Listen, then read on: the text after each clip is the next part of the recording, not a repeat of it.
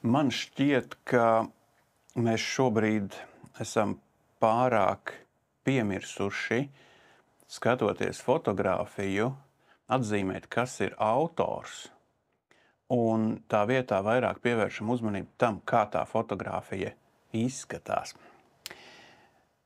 Piemēram, pagājušais gadsimts Valdis Brauns, pagājušais gadsimts Jānis Gleists.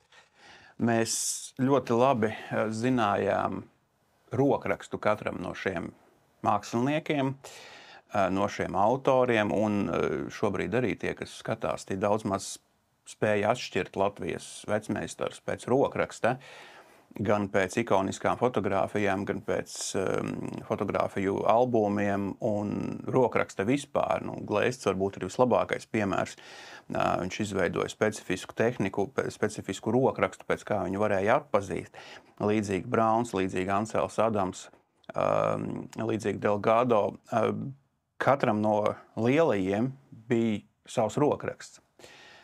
Šobrīd, ja mēs paskatāmies Instagram atkal plūsmu vai Facebook plūsmu, ļoti reti kurš autors ir tāds, kuru es atceros un kuru es atpazīstu. Ļoti reti. Un varbūt, ja es skatos Instagram mazāk varbūt nekā vidējais cilvēks, bet tāpat es cenšos pievērst uzmanību tiem fotogrāfiem, kas ir manā plūsmā, kuriem es sekoju, un ļoti reti, kurus es spēju šobrīd identificēt pēc rokraksta. Pirmkārt, protams, ir plūsmas visa tā apjoma masa, kas ir milzīga, un tajā identificēt paliek grūtāk to specifisko rokrakstu. Bet tā ir viena puse monētai. Otra puse ir tas, ko mēs kā skatītāji meklējam tajā fotogrāfijā. Un iepriekšējā video es runāju par to, ka mēs meklējam interesanto, kas paņem 5 sekundēs vai sekundes desmitdaļā, ieinteresē mani kā skatītāju, un tad es apskatu to fotogrāfiju, kas pamatā konceptuāli ir absolūti nepareizs pieņēmums, jo, ja mēs skatāmies uz snapshot, uz mirkļa uzņēmumu, tad tas ir pilnīgi pieņemami, un tāda metodoloģija ir pat apsveicama.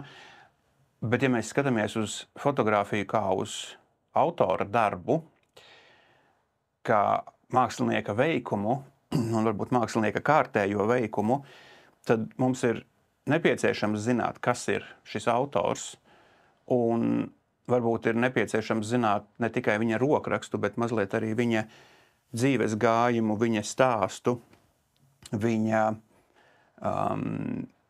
mākslinieka kaut kādu statementu angliskajā, es zinu, viņa mākslas darbu vienojošos faktorus, ir līdzīgi kā mūziķiem, ja es klausos Spotify kādu jaunu mūziķi, un man tā dziesma ļoti patīk, un man patīk otra viņa dziesma, tad es atveru to sadaļu un izlasu par to mūziķu vai par to grupu, kas viņi ir, no kurienes viņi ir.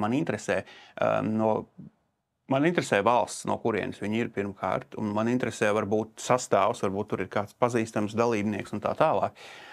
Un klausoties mūziku, man ir ļoti svarīgi, kas ir tas mākslinieks, kas to ir radījis, kas to ir izpildījis.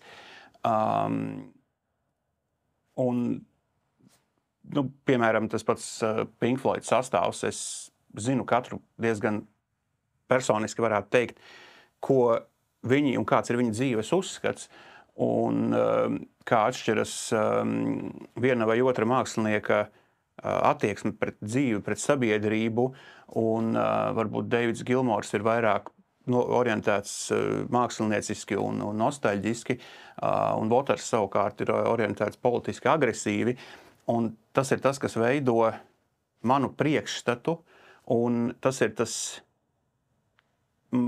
principā tas ir tā ābece, kas palīdz iztulkot to dziesmu un saprast tās dziesmas jēgu. Līdzīgi klausoties Niku Keivu, ir svarīgi saprast, kas viņš ir un kāpēc viņš ir radījis tādas dziesmas. Un tas ir zināmā mērā tāds nākamais patēriņa līmenis, tas ir nākamais patēriņa pakāpiens, jeb nākamā pakāpe, kādā veidā mēs patērējam mākslu. Tas ir zināt autoru, izprast viņa, negluži būtību, bet izprast viņa mērķi. Man ir svarīgs mērķis, kāpēc tas autors to dara. Un tādēļ, caur tādu prizmu skatoties šodienas digitālo plūsmu, Instagrams, Facebooks, man ir kritēriji, kā mēs pievērš uzmanību. Un, piemēram, ja cilvēks to dara vienkārši popularitātes dēļ, lai iegūtu pēc iespējas vairāk klikšķus, vairāk sajūsminātu pusmūža fanu pie savām bildēm, tad man tas autors nešķiet vērtīgs, jo popularitāte, vienkārši primitīva popularitāte pats par sevi ir kaut kāds savas personības kompensēšanas mehānisms. Ja man pietrūkst uzmanības, vai man pietrūka uzmanības, piemēram, bērnībā no vecākiem, tad es šobrīd gribu kļūt visslavenākais fotogrāfs, jo tad man tas kaut kā kompensēsies. Es nesaku, ka tas tā ir visiem absolūti, bet tas ir tāds no rokas grāmatas, ko tas nozīmē, uz ko tas norāda. Tad, līdzīgi kā braukt ar automašīnu, kas pārsniedz tavas dzīvesvietas vērtību, ir izrādīšanās, lai tu saņemtu no sabiedrības šo it kā atzinību un šo kaut kādu slavinājumu vai paslavēšanu. Un tad mēs aizbraucam tādās sabiedriskās kategorijās, bet fotogrāfijā ir tieši tas pats. Man interesē mērķis, kāpēc tu fotografēji šo darbu, kāpēc tu šo darbu rādi man un kāpēc man tas ir jāredz, ko es no tā iegūšu. Un šis ir reti. Šāds mākslinieka paziņojums, ja pat darba autora, pat nesauksim mākslinieka, vienkārši darba autora nostāja ir sastopama diezgan reti. Parasti es fotografēju tāpēc, ka man patīk, es fotografēju tāpēc, ka es to varu kaut kur pārdot, nopelnīt naudiņu, un tas ir tā virspusēji. Tas nav slikti, nepārprotiet. Fotogrāfija ir process, un man pašam fotogrāfija ir process, un tas ir varbūt vienkārši reizēm process, tas rezultāts nav svarīgs, un es to rezultātu nevienam nerādu. Reti. Viviana Meijera, piemēram, viņai bija, atcerēties, milzīgs arhīvs safotografēts, un viņa to nevienam nerādīja, jo viņai tas nebija vajadzīgs. Viņai tajā brīdī, viņai tas bija vienkārši process. Bet ko man kā skatītājiem darīt ar to bildi, ar to fotogrāfiju, kas ir daļa no tava procesa, kas ir daļa no tavas pašterapijas vai daļa no tavas meditācijas, no taviem miera meklējumiem, no taviem centieniem iegūt iekšēju līdzsvaru. Tā fotogrāfija ir priekš tevis. Tā fotogrāfija skatītājiem neko nepasaka, tās fotogrāfijas skatītājiem neko nedod. Un varbūt nevajag visas fotogrāfijas rādīt visiem, jo skatītājiem un autoram ir jābūt kaut kādai saiknei, ir jābūt kaut kādai komunikācijai, un abiem no tā ir kaut kas jāiegūst. Tad, ja autors iegūst šo popularitāti vai šo atzinību vai savas teorijas apstiprinājumu vai vienkārši naudiņu par izstādes apmeklējumu, tad ko iegūst skatītājs? Tad skatītājiem ir jāatklāj kaut kāda atklāsme, skatītājiem ir jāierauga kaut kas, ko viņš nav redzējis, jāiziet kaut kāds ceļš šajā izstādē, šajā sērijā vai šajā grāmatā, un tad abām pusēm ir vajadzīgs kaut kāds iegūms no tā ieguldītā, veltītā laika. Fotogrāfs ir veltījis laiku to radot, un skatītājs veltījis laiku to skatoties, kāds ir mūsu iegūms. Un es runāju par līdzsvaru šajā komunikācijā, jo tas būtu tā, kā tas dabā notiek, kā tas darbojas. Tad ir jābūt līdzsvaram. Varbūt ir vērts atgriezties pie tās prakses, kas kādreiz bija pašsaprotama, un šobrīd ir diezgan palicis triviāls, jo tas apjoms ir milzīgs. Es runāju par fotogrāfijas nosaukumu, un es atceros, pirms gadiem 10 bija diskusija, vai fotogrāfijai vajag vai nevajag nosaukumu un tā tālāk, un tad katrs kaut kā izpildījās un centās. Un tas fotogrāfijas nosaukuma radīšana bieži vien bija sarežģītākā lieta, jo, ja tu cilvēks dienā fotografē, piemēram, 10 makro attēlus vai 10 dabas attēlus, kas ir pats par sevi skaisti vizuāli darbiņi, tad izdomāt katram no šiem attēliem nosaukumu ir absolūti nevajadzīgi un absolūti lieki un apgrūtinoši gan autoram, gan skatītājiem, jo, ja es skatos sēriju ar smukiem makro darbiņiem, kur ir ūdenslāces un kukainīši un vispārējais, man, godīgi sakot, neinteresē nosaukums tajā brīdī. Man interesē tā vizualitāte, tas krāsas, tonālās pārējas un viss tas, un tas ir pats par sevi interesanti. Bet, ja es skatos kaut kādu vienu darbu, ko autors ir publicējis, piemēram, tur ir kaut kāda dabas ainava kaut kādā vietā, ja tā fotogrāfija ir interesanta, ka es tai esmu veltījis jau kaut kādas sekundes vai minūtes sava laika un skatījies to fotogrāfiju, tad man interesētu, kur tas ir uzņemts, kad, varbūt kāpēc, varbūt tur ir kāds stāstiņš klāt, un tā ir tā pievienotā vērtība, ko mēs varam iedot tai fotogrāfijai. Pirmkārt, tas ir pats autors, ka tieši šajā gadījumā Valdis Brauns ir bijis tajā zvejnieku ciematā un tur dzīvojis līdz tiem zvejniekiem un viņus fotografējis, un tā ir tā pievienotā vērtība, kas grāmatās ir sākumā. Parasti mēs atveram grāmatu, mēs sākam skatīties, ja?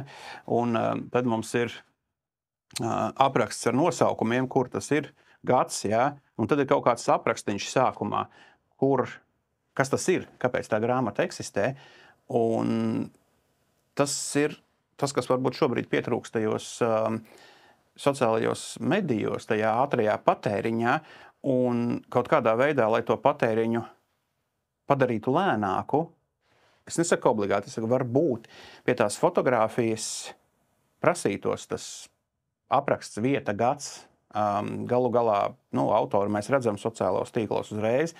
Un es nesaku, ka pie katras fotogrāfijas vajag rakstīt eseju, kas tur kā notika, kā jūs jutāties, un ar to nodarbojas laikmetīgie fotografi. Bet kaut kāds relevants attiecināms stāstiņš par to fotogrāfiju, varbūt to neviens nelasīs, bet varbūt tie, kas lasīs, un varbūt es to lasīšu, man tā fotogrāfija kļūs kaut kādā veidā vērtīgāka. Kāpēc es par šo sāku domāt un runāt?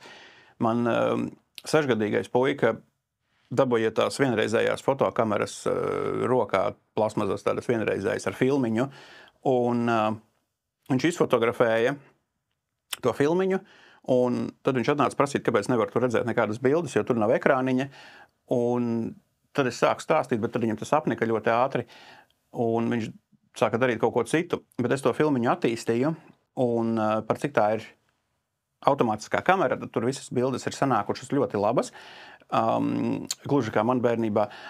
Un es tās bildes uzliku uz papīra un sāku skatīties, kā tad viņš 6 gados redz pasauli, kā viņš redz vecākus, kā viņš redz to vidi, kurā viņš dzīvo. Un tai brīdī man bija klikšķis galvā, ka tas ir svarīgi, kurš to ir fotografējis. Jo tas strādā tikai tādā kombinācijā, ka šīs fotogrāfijas ir fotografējis 6-gadīgs puika, kam pamatā interesē Minecrafts, bet viņš tās ir fotografējis, viņš ir tādā veidā redzējis, viņš ir apstājies, paskatījies caur to fotoaparātu, sameklējis, atradis to kadru un nospiedis to podziņu, kas ir interesants process bērniem. Nenožēlojiet, nopērciet bērniem vienreizējo fotoaparātu, iedodiet, jūs sapratīsiet, kā viņi redz jūs, kā viņi redz pasauli. Tas ir foršs eksperiments. Un tajā brīdī es tās fotogrāfijas nevaru skatīties, nezinot to kontekstu. Un tad, kad es zinu to kontekstu, kas un kāpēc un kādā situācijā ir uzņēmis tos attēlus, tad tam attēlam tā vērtība pieaug ļoti, ļoti eksponenciāli. Un tad katram tam kadram ir jēga, un varbūt tā jēga ir subjektīva. Priekš manis tā jēga ir subjektīva, jo Es redzēju, kā viņš to dara, es redzēju, kā viņš fotografē, un es esmu bijis tajā procesā, es esmu bijis klāt tam procesam. Man tas ir interesanti, gan kā skatītājiem, gan kā vecākam, man tas ir interesanti. Bet tas ir tas konteksts. Bez tā konteksta, nezinot to kontekstu, tās fotogrāfijas ir pavisam parastas. Es tā mēģinu distancēties no šīs situācijas un spekulēt, kā tas būtu, ja man kāds cits rādītu sava bērna fotogrāfijas. Jā, es zinātu, ka tās ir fotografējas bērns, bet man nav tā saiknes, man nav tā emocionālā konteksta, kas tas ir un kāpēc tas tā ir bijis. Un tajā brīdī es ļoti, ļoti aizdomājos. Es atnesu mājās tās fotogrāfijas, viņam parādīju, viņam absolūti neinteresē, kas tur ir sanācis. Viņš pat neizskatīja tās fotogrāfijas. Viņam pietika ar to brīdi, kad viņš fotografēja. Un tas ir daudziem no mums tā ir. Tas ir process. Mēs esam tajā brīdī, mēs paņemam to fotoaparātu un tajā brīdī mēģinam safokusēties, lai mēs kaut brīdi būtu šeit, tagad šajā vietā un apzinātos to realitāti, kad mēs nospiežam to podziņu, ka mēs esam šeit tajā brīdī. Un, man liekas, gadiem ejot, tas paliek aizvien grūtāk safokusēties tagad, šajā brīdī, un būt šeit, būt klātesošam. Un ir disciplīnas, kas par to runā, tas nav mans mērķis. Un es kaut kur aizpeldēju no tās tēmas, bet tajā brīdī es sāku domāt par to, cik svarīgi galu galā ir skatīties kāda konkrēta autora fotogrāfijas, skatīties kāda konkrēta autora pieredzi uz pasauli un nevis vienkārši skatīties interesantas, skaistas fotogrāfijas, kuras ir miljonus Instagramā man pieejamas un es varu izšķirt viņas visas cauri, bet tajā brīdī es novērtēju tos cilvēkus, kuri ieliek Instagramā nevis vienu attēlu, bet, piemēram, 10, jo laikam vairāk nevar. Un, ja man tas pirmais ieinteresē, tad es apstājos un pašķiru tās fotogrāfijas pa labi un paskatos visas tās 10, visu to sēriju, kas tur ir ielikta. Un tas jau paliek interesantāk, jo tas autors man ir uzrunājis ar savu pirmo fotogrāfiju, un, ja man tā liekas interesanta, tad es pašķiru, paskatos pārējās. Tad es veltu vairāk laiku viņam, varbūt es atveru viņa profilu vaļā, pasos, ka tur ir daudz interesanta satura, un es nospiežu follow, un tādā veidā mums ir izveidojusies kaut kāda saikne ar to autoru, kaut kāda komunikācija, ka es esmu veltījis to laiku, es esmu apskatījis, un es esmu ieraudzījis, ka tas cilvēks ir ar ļoti interesantu skatījumu uz dzīvi un ar interesantu fotogrāfisko tehniku. Es nedomāju kameras, es domāju metodas, kā viņš to uztaisa, kā viņš redz, kā viņš veido savu šo portfolio.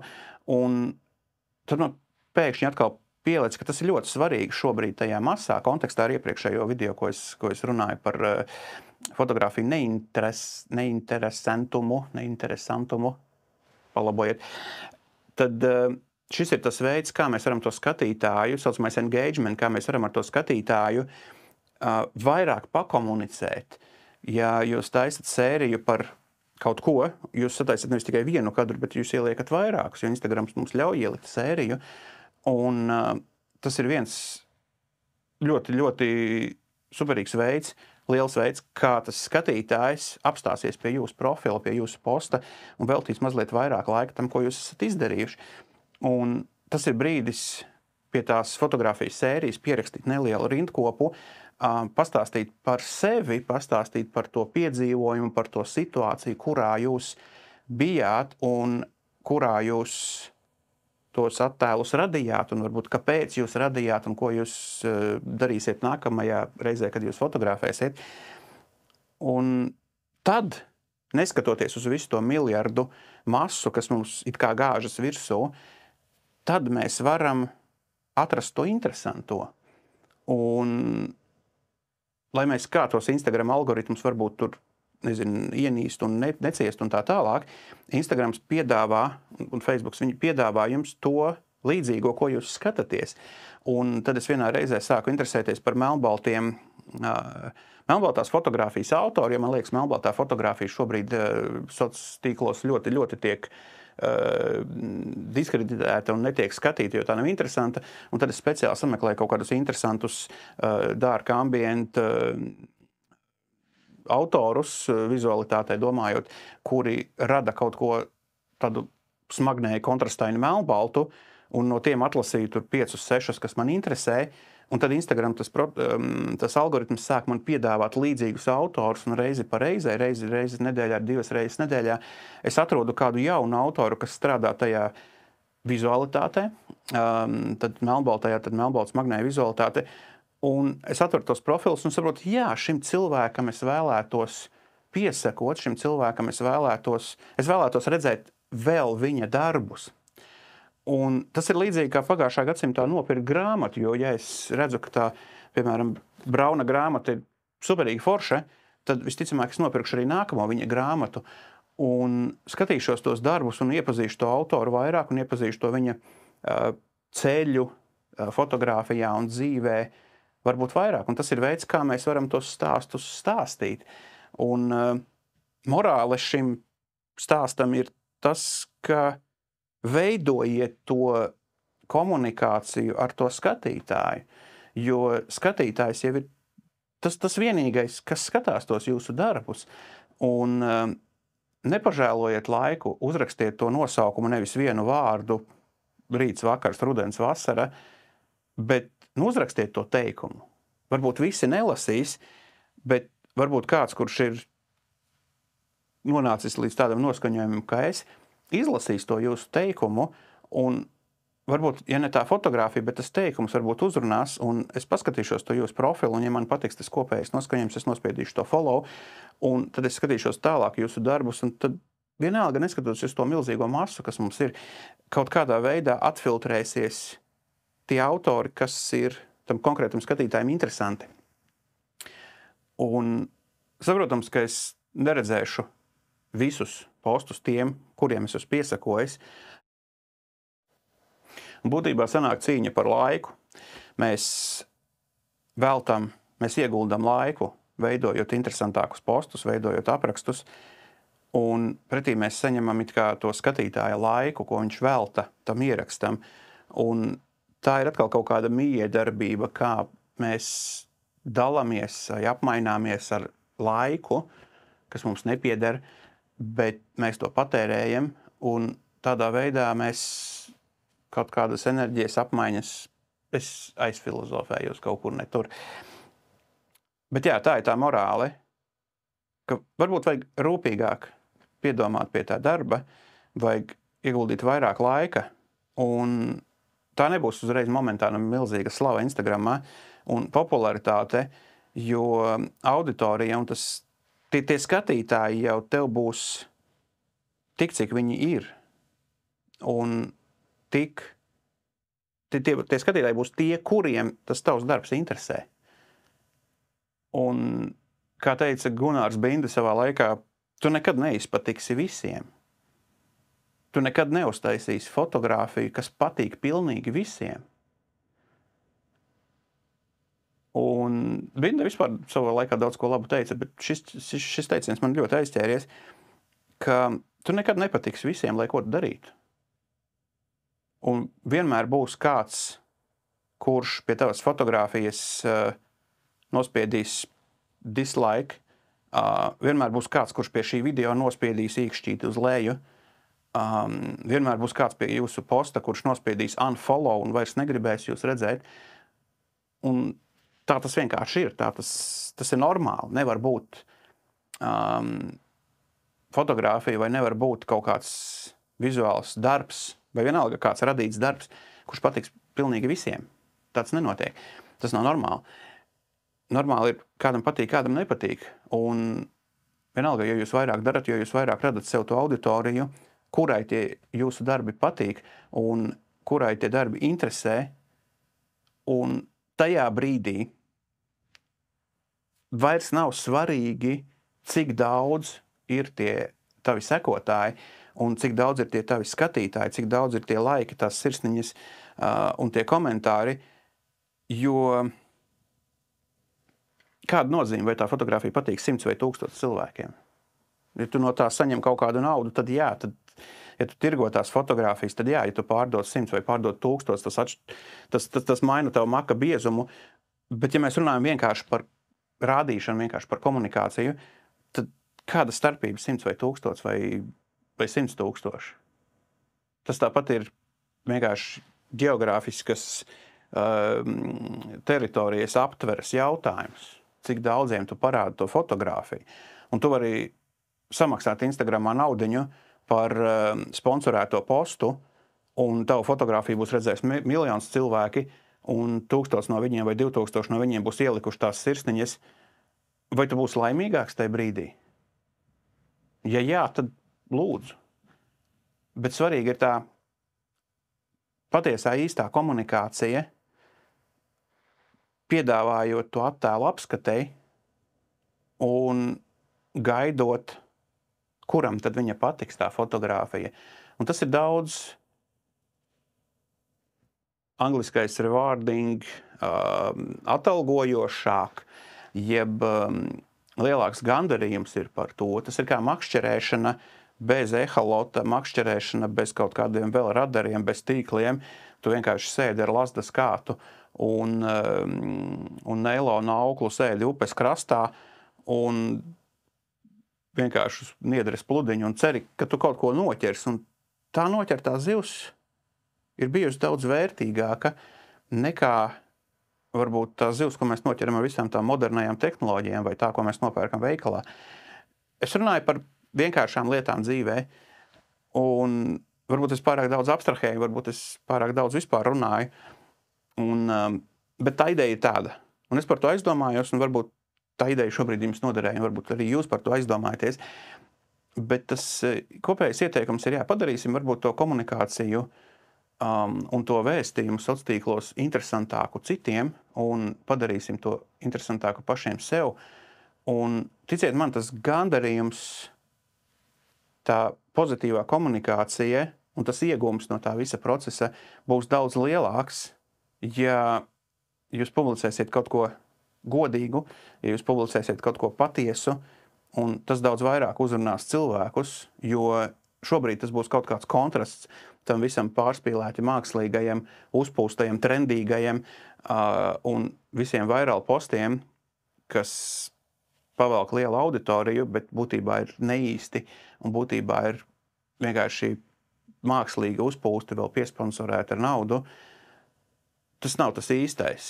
Tas īstais ir kaut kur šeit, un pat ja mēs nepērkam grāmatas, tad varbūt mēs to ieguldīto darbu, ko kādreiz ieguldīja grāmatā, varbūt ieguldam tai savā Instagram profilā. Un varbūt no tā sanāk kaut kas vērtīgāks, un mēs visi no tā esam ieguvēji. Pietiks. Paldies! Iedzeriet tēju, iedzeriet kafiju. Atā.